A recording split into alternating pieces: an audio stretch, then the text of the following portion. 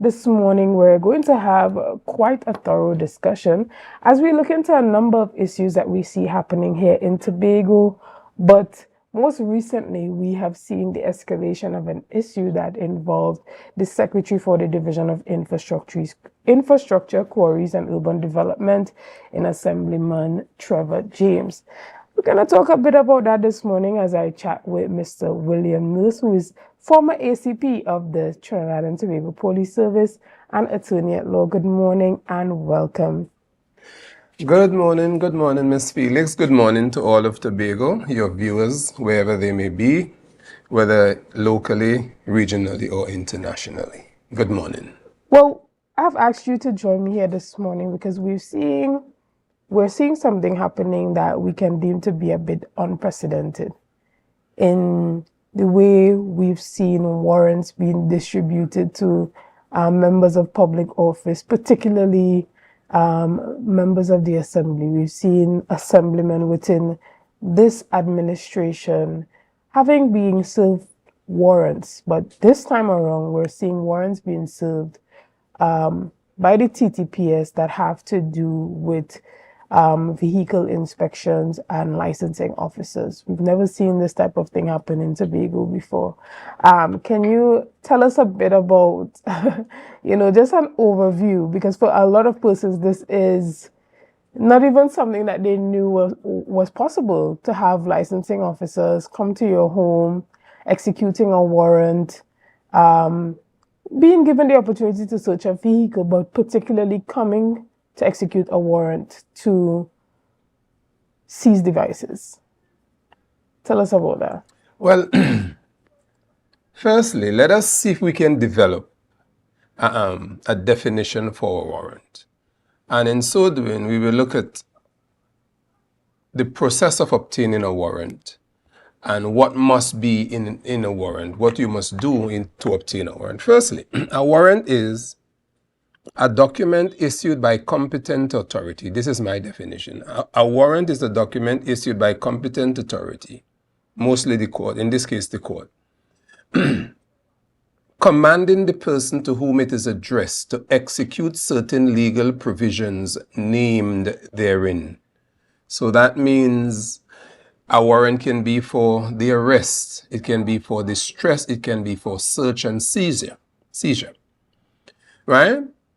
Let us deal specifically with a warrant for search and seizure. Now, that used to be issued under Section 5, Chapter 1201, which has been replaced by a JIPA. And that Section 5 says, a master who is satisfied by proof on oath that there is reasonable grounds for believing that there is in any building, ship, vessel, box, vehicle, receptacle, or place, anything upon or in respect of which any indictable offense has been committed or is suspected to have been committed. B, anything which there is reasonable grounds for believing will afford evidence as to the commission of an indictable offense. And C, anything which there is reasonable ground for believing is intended to be used for the purpose of committing an indictable offense against the person. What is an indictable offense? An indictable offense is an offense that is triable by judge and jury in the High Court or by judge alone on selection of the parties involved. So those are the very serious offenses. So this section relates to very serious offenses. I do not know. Firstly, in obtaining a warrant, we used to have what we call an information. You just write a little information. But I think it was in the Piaco investigation where Mr. Lawrence Dupree took the police to court to say that they have not proven reasonable grounds of suspicion. And the court ordered that in obtaining a warrant, that warrant must be accompanied by an affidavit. right? So to obtain a warrant, in most instances, requires the police to produce an affidavit to see, well, what is the reasonable ground on which you rely to obtain this warrant? What is reasonable ground? Reasonable ground is judged on the reasonableness test. That is, and we ask those questions every day, you know. Whether a reasonable person in all the circumstances would require a warrant or would have sought a warrant for the purpose. One of the things that the police must ensure is that you are not obtaining a warrant to use a sledgehammer to crack a peanut. Reasonableness is the test upon which the police will be judged. Right. And so even if you are the person, who is being presented with this warrant, if there isn't an affidavit, can a person deny the warrant? No, because you don't carry the affidavit when you're going to Okay. when you're going to execute, right? When you're going to now, half the time, most of the time, in a matter of fact, in all instances, the person on whose premises the warrant is to be executed only knows of the warrant when the police turns up. Right. In the more recent cases, the court seems to suggest that the police must issue the person with a copy of the warrant. Right. You understand? So the person, if you're going to execute a warrant on a person's premises, you must prepare to walk with a copy to give them. Okay. This is the warrant, and you proceed from there. There are instances where when you execute the warrant, you don't find anything. You may or may not find, we don't know. But if you were to find anything, you now prepare an inventory of the things that you found and seized, right? And it is verified with the person against whom the warrant was executed. And once it's verified, it is signed and delivered to the person, so you know what I took from your premises. Right. It's very transparent. In the instance where there is nothing found, well, there is nothing found, so there is no inventory to prepare. The police must ensure that in the search, if it's a warrant to search, they must be fair in dealing with those things, and the warrant is backed according relative to the execution. The other thing is that where things are found, the act requires you, the police, to take those things before the master who issued the warrant or before another master, saying that we have searched and found these things, and the master will determine will determine to whom they must be handed for safekeeping until the trial, if there is going to be one. Right. And so what if that individual does not receive that inventory of what they took when they came to the premises? Can they then go to the court and have the court issue an order for that to be presented? Well, you can always challenge a warrant. You can always challenge police actions, because what you are challenging is that possibly whether or not the police have reasonable grounds, because in this case, the warrant is predicated upon the suspicion of the commission of an indictable offense, a very serious offense. And if the police, what we look at is the evidence on oath. What evidence have you put before the master to obtain this warrant? What reasonable grounds of suspicion that you might have? And half the time, that is where the challenge comes in. Right. And the question that has been put out there, you've seen it a lot on social media as a part of the commentary, is this normal? Is it normal for licensing officers to go to someone's home to execute a warrant? As I indicated before, it seems a bit unprecedented. We've never heard about it before. Well, I have never heard about it. The question is, one, there are a number of questions to be answered. One, is this the only route to secure an inspection on the particular vehicle? Is this? Yeah. Is there other avenues that you can use or could have used to secure an inspection on the vehicle? If there were other avenues, were they pursued? And if not, why not? You understand what I'm saying? And if those avenues were pursued and exhausted, and there was no compliance, because the Motor Vehicle and Road Traffic Act gives power to inspect vehicles, and the police and the licensing authority can order an inspection of a vehicle on any road. This is, in my respectful view, a very strange development. Very, very strange. And I asked the question, as I've done before, whether or not it was using a sledgehammer to crack a peanut. And if there were other avenues that were available and they were not used, they were not exhausted, then I don't know, I see a challenge with the reasonableness test. Right. And so we have persons saying, in this case, why wasn't the assemblyman asked to bring his vehicle into the licensing office for a second inspection? With the warrant being issued, many persons are speculating that there was an intention to embarrass the assemblyman, possibly for comments that he's made in the past about licensing officers coming to Tobago. One cannot necessarily be able to put their finger on what exactly that would be, but there is the conversation happening in regards to, as you said, using a sledgehammer to crush a peanut.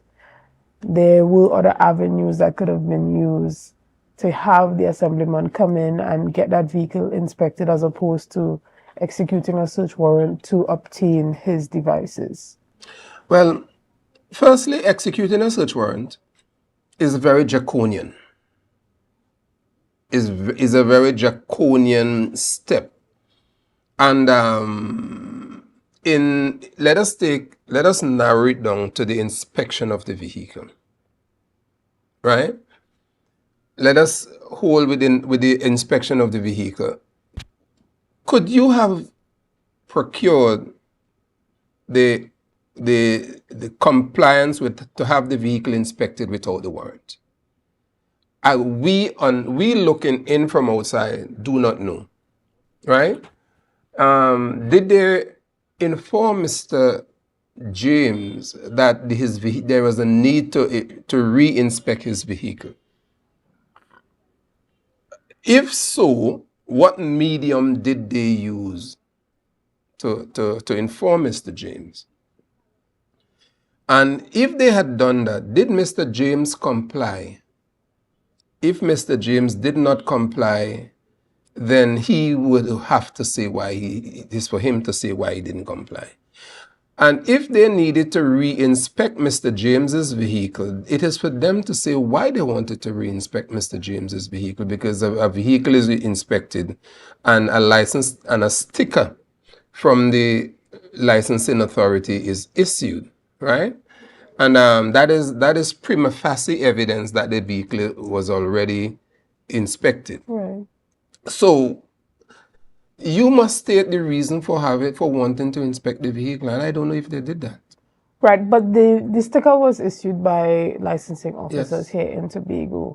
One would want to know if the investigation did not take place thoroughly internally at the licensing department's unit before issuing a warrant, or if that was the investigation that triggered a warrant being issued in this case. Now, there are so many questions surrounding this particular issue, because, as you said, you never heard of it before. And this is what we are hearing from the persons that are adding to the commentary online. They're saying, this is unprecedented. We've never heard this happening. And persons are attributing this to politics and it being a political attack on an assemblyman who is a part of the current administration of the THA to sort of squeeze them into submission, as some persons are claiming online.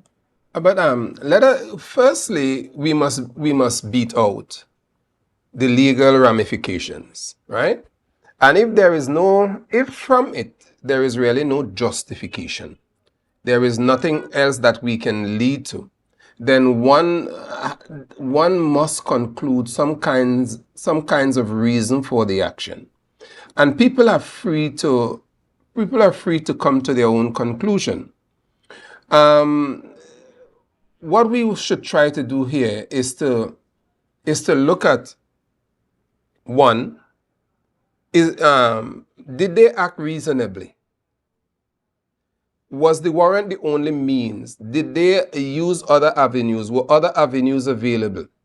And if all of this, if the other avenues were not pursued, then one is entitled to come to his or her own conclusion based on those matters. But what I want to stay clear of is I'm not going to attribute political blame here. That is I wouldn't want to come here and do that. That is like inciting people onto other things. But in my view, if I can't have answers answers to the questions I've just asked, then I would say that Mr. James is on the right path to seeking legal advice on this matter. And if it turns out that all the public utterances, whether it's political or otherwise, we will find out.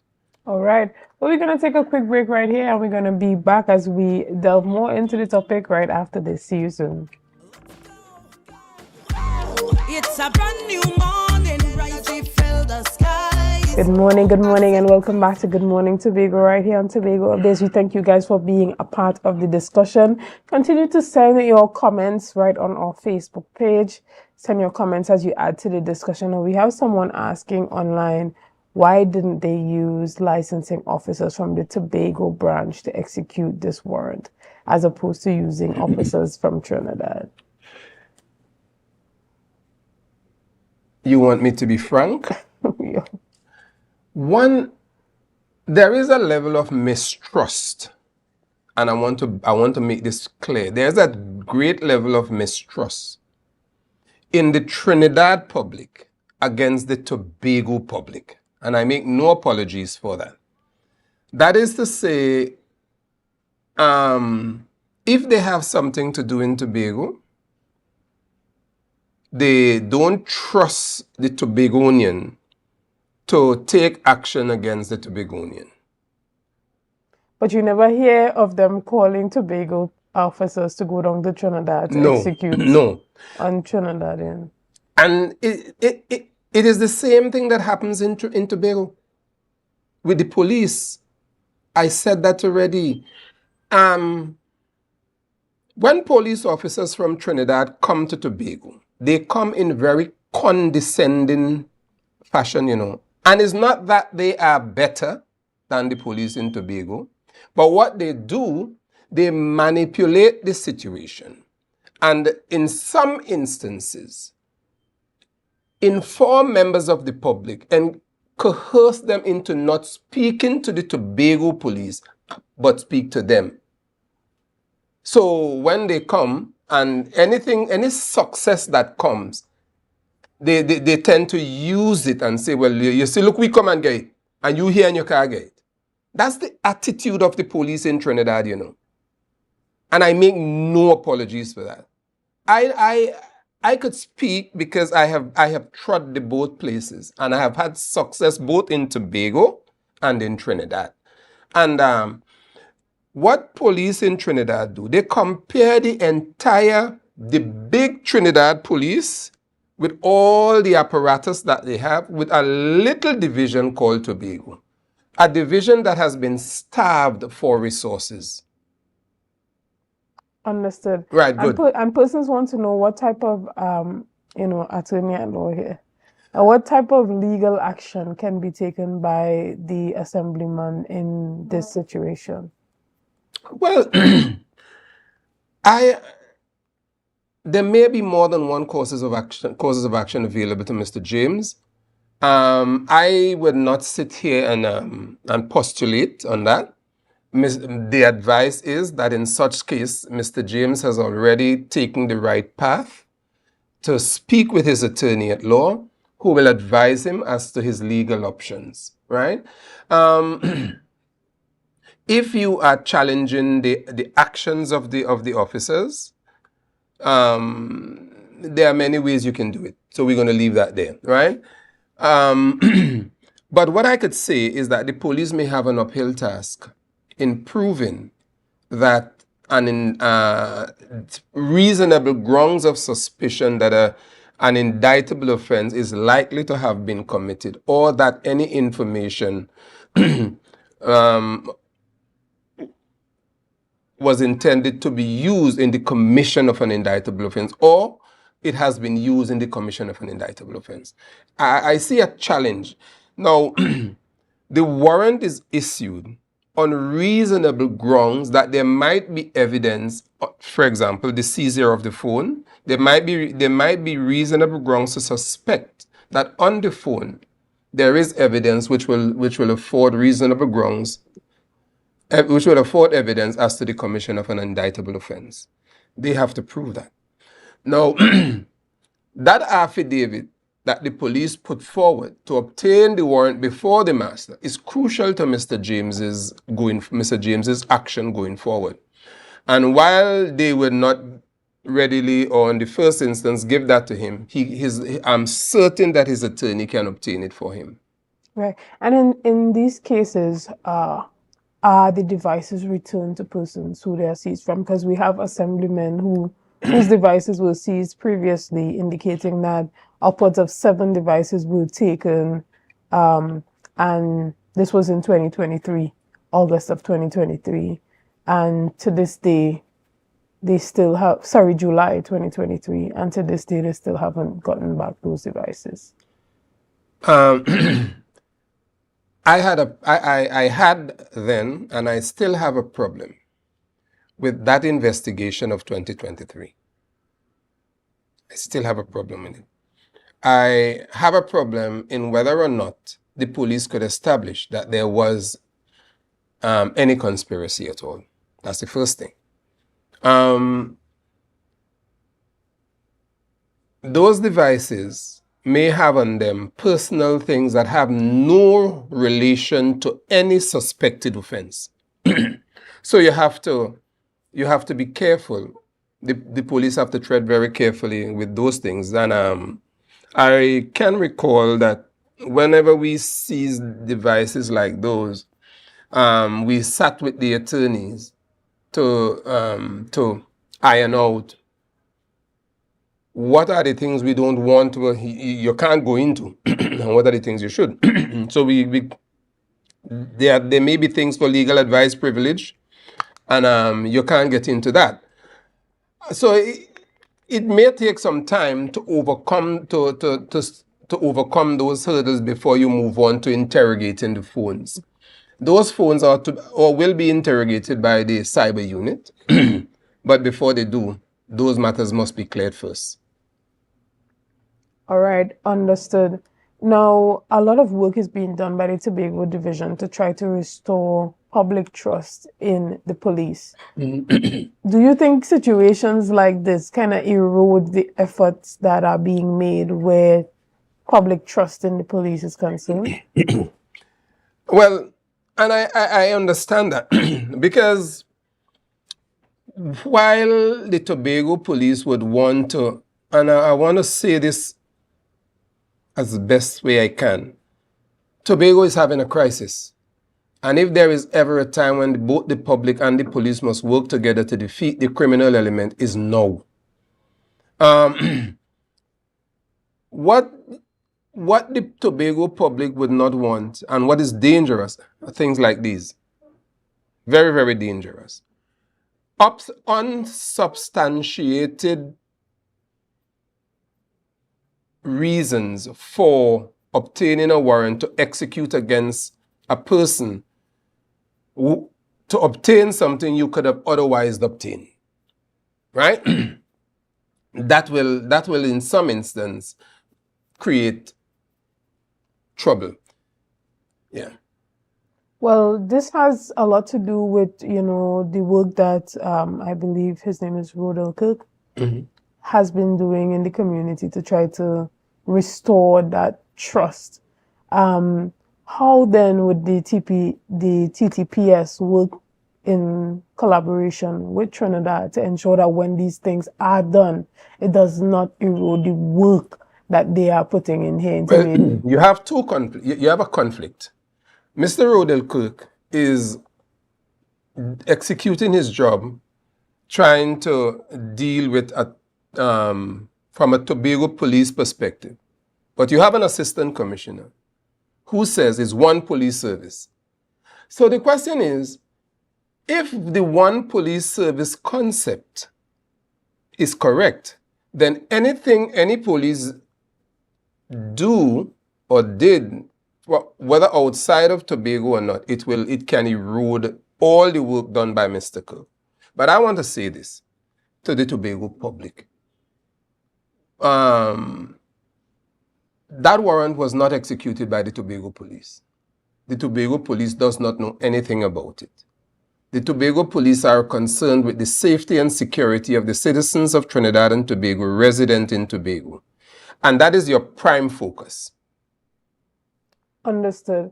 And even as it comes to, getting a handle on crime in Tobago, you see that the Commissioner of Police came to Tobago and they had those conversations in regards to fighting crime. So there's a communication between the Tobago branch and the Trinidad branch as opposed to when it comes to fighting crime in Tobago. But when it comes to crime that has to do with, let's say, fraud or misbehavior in public office, we see that that is being handled independently by the Trinidad branch of police that comes to Tobago, as opposed to it being a collaborative effort. We saw no Tobago officers present during the execution, or any Tobago licensing officers, particularly in this situation, being present in the investigation. So you question what level of collaboration is happening. Well, you see, a picture that could be painted from it is Tobago against Trinidad. We have to be careful with that. Whenever police officers came, as a matter of fact, I remember my good friend Johnny Abraham. We talk every now and then. Whenever he has a work to do in Tobago, he called me. And so there was a collaboration between the police units from Trinidad and the police units from Tobago. Now, it is important, and when you're managing a large entity as the police service, one of the things that the leader, the ultimate leader, must put forward is that there is no lesser police between Tobago and Trinidad. Is one police service. And if you say that and demonstrate that by your actions, and it's a principle to be bought into by the wider police service. So we don't, okay, let us take, for example, Dr. Williams. He said there is no Mother Africa for those persons who came from Africa or India or China. There is one mother, and that is Mother Trinidad and Tobago. And as a mother would not discriminate among her children, so will Trinidad and Tobago not discriminate among its citizens. The police service ought not to discriminate among its citizens. The issue of trust is important, but there must be somebody in Tobago that you can trust to the extent that you can let them be part of the exercise. If that was not done, then it's a Trinidad police. It's Trinidad against Tobago. Right.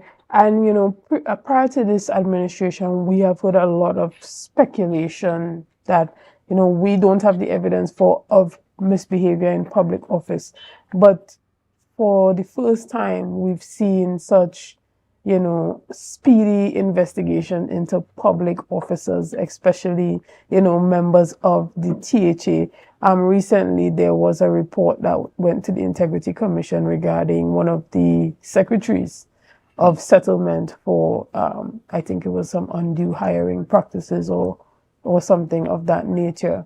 But is it that you believe that we're moving towards being able to hold public officers accountable now? Or is it that now that we have a different administration in Tobago and as at the central government level, that the suggestions of utilizing or weaponizing state agencies against the THA and members of the assembly is what we're seeing a manifestation of? Well, I'll tell you something. There was a politician in Tobago called A.N.R. Robinson. He was astute and internationally recognized. I remember between 1980 and 1986, they sent police to Tobago, alleging that Mr. Robinson was likely to have brought in or is likely to bring in guns somewhere in Kingsby. There was another instance where police came because they said Mr. Robinson was raising a flag, a Tobago flag. Now, there has always been suspicion in Trinidad about politicians in Tobago who are not PNM. I make no apologies for it. Anytime the Tobago administration of the Tobago House of Assembly is not under the PNM, there is a great suspicion among people in Trinidad. The other thing too is that politics have entered the police service in Trinidad. And I need not say what I mean. I need not expand on that. I have been there and I know there are certain groups who are aligned to one party as opposed to other group aligned to the other. And Tobago is somewhere in the middle, being squeezed by the both entities. Now, even in my conversations with the former commissioner of police, he indicated that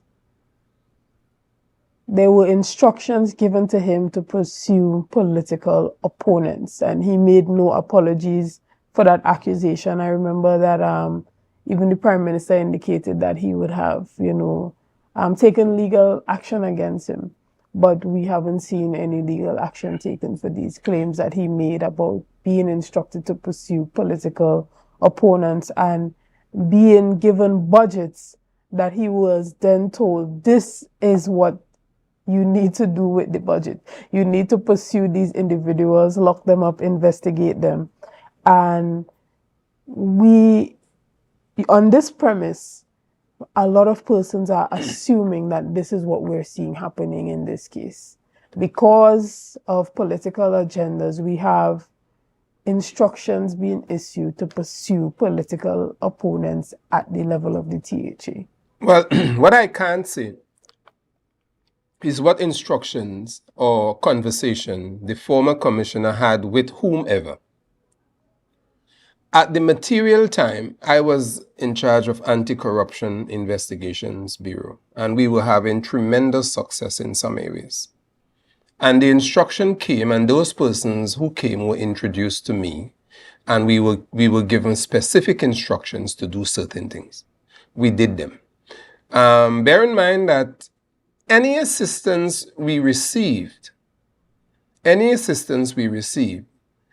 in bringing some of those matters to fruition or to conclusion, whichever way, we welcomed it, right? And I remember those files were extremely voluminous, and we electronically sent them and so on, and the persons came.